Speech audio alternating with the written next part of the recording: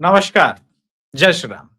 तमिलनाडु की राजनीति इतनी निर्णायक और इतनी दिलचस्प होने वाली है कि भारत में एक उसका प्रभाव, विशेष करके हिंदी बेल्ट में कैसा प्रभाव पड़ेगा, ये बड़ा इंटरेस्टिंग है। अब कुछ न्यूज़ चैनल के सोर्सेस ये कह रहे हैं कि अन्ना द्रमुक और डीएमके यानी एआईए, डीएमके और डीएमके अलायंस में जा सकते हैं। ऐसी खबरें हैं। किंतु मैं नहीं मानता कि ऐसा होगा। उसके 2 कारण हैं, ठीक है? कि अगर डीएमके और एडीआईएमके का गठबंधन होता है, तो थलापति विजय का प्लान रोका जा सकता है। ये बात ठीक है। नया समीकरण बनने को तैयार है कि एआईडीएमके और डीएमके दोनों को अपने-अपने अस्तित्व की चिंता हो रही है। ये भी ठीक है। किंतु ये दोनों नहीं बचेंगे। अगर ये अलायंस होकर के किसी प्रकार से सरकार बना भी लेते हैं, तब भी एक कम रहेगा। अगर कांग्रेस टीवीके के साथ रहती है और इस अलायंस में नहीं जुड़ती है तब, वरना 4 विधायक अधिक रहेंगे। यानी 2 चीजें होंगी। एक, आप सरकार गिरते पड़ते बना तो लेंगे, किंतु जो टीवीके है उसका इतना अधिक स्ट्रेंथ है कि वो जीने नहीं देगा।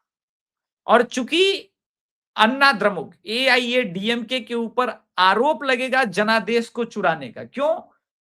क्योंकि डीएमके के अगेंस्ट वोट सिर्फ टीवीके को नहीं मिला था, अन्ना द्रमुक को भी, जो एनडीए का अलायंस है उनको भी जो मिला है वो उसके अगेंस्ट भी मिला है। अब जरा इस सामाजिक समीकरण को हम ठीक से समझने का प्रयास करते हैं, ठीक है? इस समीकरण को समझने के लिए पहले हमें यह समझना पड़ेगा कि टीवीके के पास कितनी सीट है। 108 सीट है। बहुमत का आंकड़ा क्या है? 118 का, यानी 10 सीटें कम है। डीएमके की स्थिति 59 पर डीएमके है और सेकंड पोजीशन पर है, और एआईए डीएमके कितने पर है? वो थर्ड पोजीशन पर है 47 सीटों को।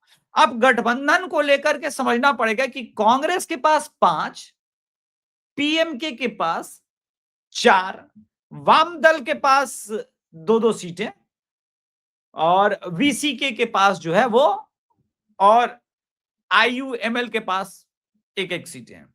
1 सीट बीजेपी के पास भी, ठीक है? अब सरकार के लिए के टीएमके, टीवीके और कांग्रेस आ गए तो 115 का आंकड़ा, किंतु अभी भी 5-6 विधायक शॉर्ट हैं आप, तो मुश्किल है। वामदल और सीपीआईएम दोनों केरल के हार का बदला ले रहे हैं यहां पर, और कांग्रेस के साथ वो नहीं जा रहे, यानी वो डीएमके के साथ रह रहे हैं। इस बात को जरा समझिएगा। कांग्रेस के लिए मुसीबत कम नहीं हो रही है। अब चूंकि आपने दगा दिया और आप ऑलरेडी टीवीके के साथ चले गए, तो अन्ना द्रमुक और डीएमके भी समझ रहे हैं कि कांग्रेस के साथ जाना ठीक नहीं है। अब डीएमके और एडीएमके मिल जाते हैं, ठीक है? तब भी उनको 1 सीट कम पड़ेगी और वो भाजपा के पास है। साला पेंच बहुत है, यानी 118 का आंकड़ा किसी के पास नहीं है। अब कैसे होगा खेला? अब क्या करें भाई? अब विजय के अगेंस्ट चूंकि ये अलायंस बनेगा, तो एक जो तमिलनाडु की राजनीति में सिंपैथी जनरेट होगी, वो 2 पार्टियों को कंप्लीट वाइप आउट करेंगी। एक डीएमके और दूसरा एआईएडीएमके, और एक नया स्पेस क्रिएट होगा। अब भाजपा की पोजीशनिंग क्या होगी भविष्य में 5 साल बाद, वहां मैं नहीं जा रहा हूं, अभी वर्तमान पोजीशन पे आ रहा हूं। टीवीके की एकदम लहर आएगी, सुनामी आएगी, और इस सुनामी में टीवीके 150 पार सीटें जीतेगा, एकदम जीतेगा। इस बात को आप लोग तय मान लीजिए, क्योंकि वो पूरा एआईएडीएमके वाला वोट भी शिफ्ट हो जाएगा। अलायंस में भी ये लोग आकर के जीत नहीं पाएंगे। किंतु जो सबसे बड़ी स्थिति है कि विजय के आगे भी एक मुसीबत है। विजय ने जो वादे किए थे वो आसान वादे नहीं किए थे। एलपीजी सिलेंडर कैसे देंगे फ्री? 6 फ्री सिलेंडर की घोषणा हुई थी। 8 ग्राम सोना आज के समय में किसी को यह पता नहीं है कि डीएमके जो छोड़ के गई है, वो कर्जा जो है, वो 11 लाख करोड़ का। 11 लाख करोड़ का कर्जा छोड़ के गई है। यानी कर्ज पर टिकी हुई सरकार डीएमके चल रही थी, डीएमके सरकार गिर गई। एंटी इनकम्बेंसी का कारण वही है कि सब कुछ तो लूट लिया, वो ठीक है, इधर उधर जो कर लिया, किंतु है कहां? मनी भाई कहां है? और बिना मनी भाई के इतना बड़ा फ्रीबीज कैसे पूरा होगा? तो टीएमके उस पोजीशन में नहीं होगी अगले 5 साल, जहां पर वो राजनीति में वादों को फुलफिल कर पाए। और मैंने पहले ही कहा कि सर्वनाश की कहानी तो अन्ना द्रमुक और ये सभी लिख रहे हैं। हालांकि स्टालिन, मेरे सूत्रों के अनुसार एम के स्टालिन का ये कहना है कि टीवी के सरकार बना ले, 6 महीने तक वो डिस्टर्ब भी नहीं करेंगे। लेकिन कोई है जो चाहता है कि सरकार में एडीआईएम के और ईएम के बीच अलायंस हो जाए। वो कौन है जो इसके पूरे प्रकरण में चाहते हैं कि भाई सरकार बन जाए? ठीक है, उसमें एक नाम है, लॉटरी खिलाने वाली एक है मैम, जो दोनों के बीच में ये काम कर रही है। 2 बार राज्यपाल के पास जाकर के विजय मिल चुके हैं। मालिक, सबसे बड़ी पार्टी हम हैं, हमको फ्लोर टेस्ट करने का मौका दिया जाए, हमें सरकार बनाने का मौका दिया जाए। दोनों बार राज्यपाल ने कहा कि नहीं सर, आपके पास 118 का भी नंबर नहीं। कपिल सिब्बल बहुत गुस्सा है, बोला कि बहुमत जो है वो लोक भवन में साबित होता है। बात सही है। ऐसे पूर्व में इतिहास में है, अटल बिहारी वाजपेयी जी की 16 दिन की सरकार, नीतीश कुमार जी की 6 दिन की सरकार, ये सब रही है। किंतु जो स्थिति है उसमें शक लग रहा है कि भाई सरकार बन जाए। अब इसमें एक नया घटनाक्रम जो आया है कि भाई क्या होगा, ये सरकार कैसे चलेगी? मेरा ये मानना है कि इस समय तमिलनाडु के अंदर जो सस्पेंस बरकरार हुआ है, दोनों ऐसा फ्रैक्चर्ड मैंडेट बहुत बहुत कम देखने को मिलता है कि किसी पार्टी के दो तरफ का अलायंस बन के भी सरकार नहीं बन रही है। अब एक चीज हो सकता है, डीएमके और एआईडीएमके आ जाए साथ में, और साथ में कांग्रेस भी सपोर्ट करे, तब इनके पास 4 एक्स्ट्रा विधायक हो जाएंगे।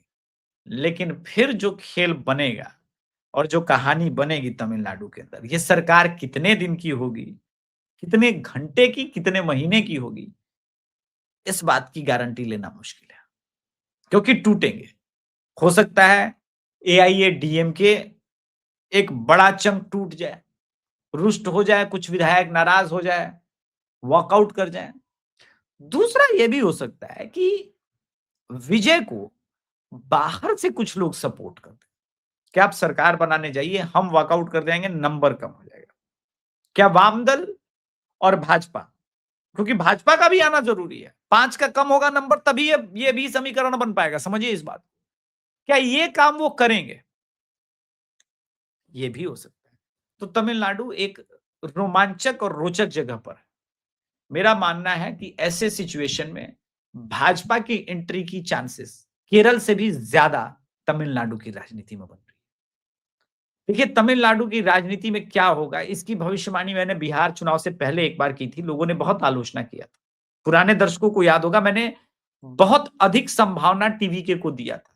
मैंने कहा था कि एमजीआर जैसी इंपैक्ट मुझे नजर आती है, परंतु नंबर जो विजय के पास आया वो एमजीआर जैसा नहीं आया। ये फैक्ट बात।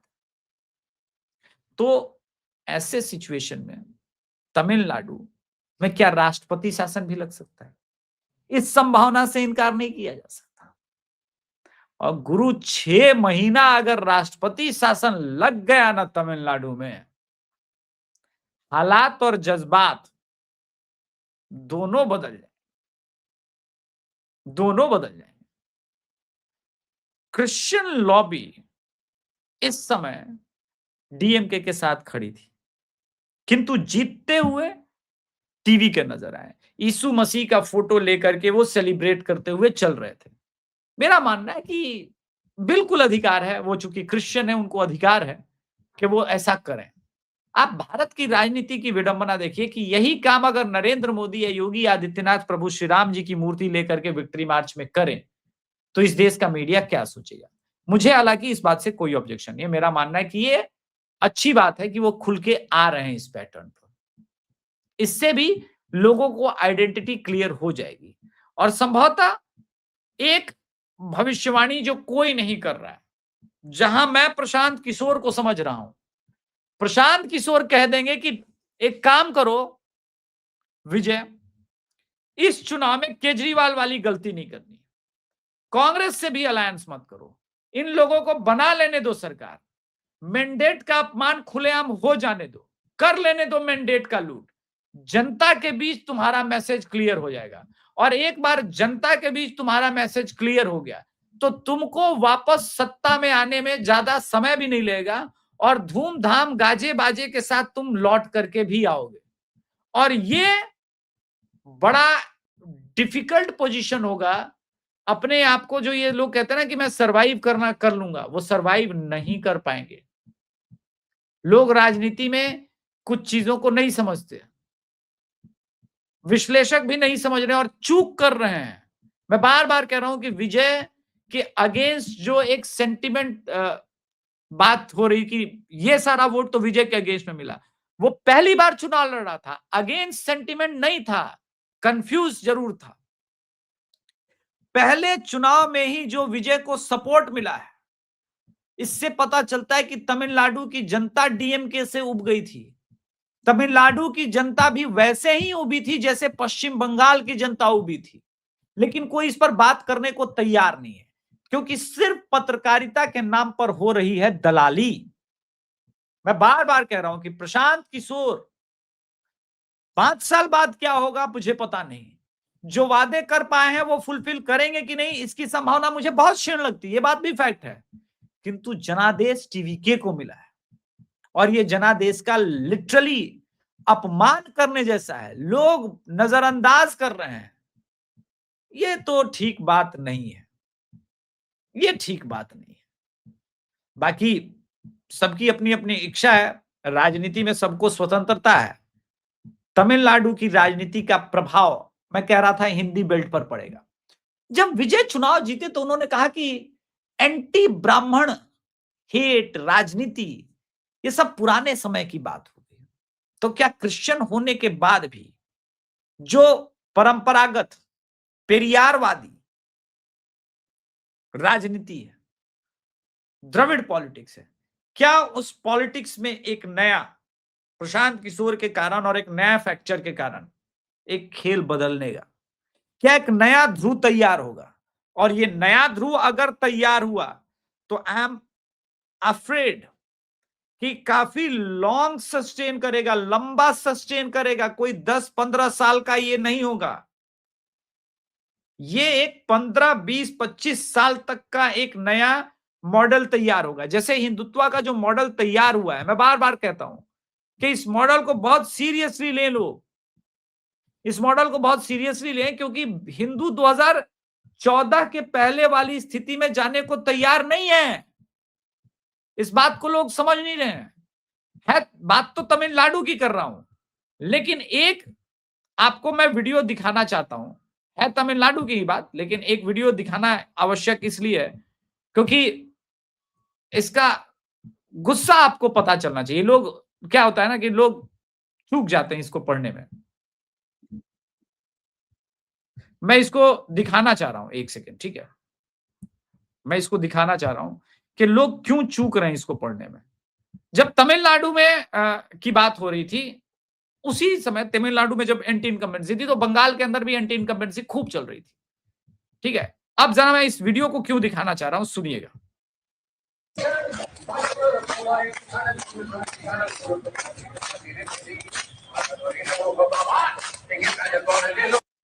ये महिला ने आरजीकर जब हुआ था उस वक्त वो सड़क पे इस प्रकार का काली माता वाला, दुर्गा माता वाला, रौद्र रूप वाला नृत्य कर रही है।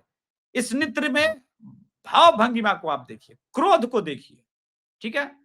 क्रोध और भाव भंगिमा को देखिए।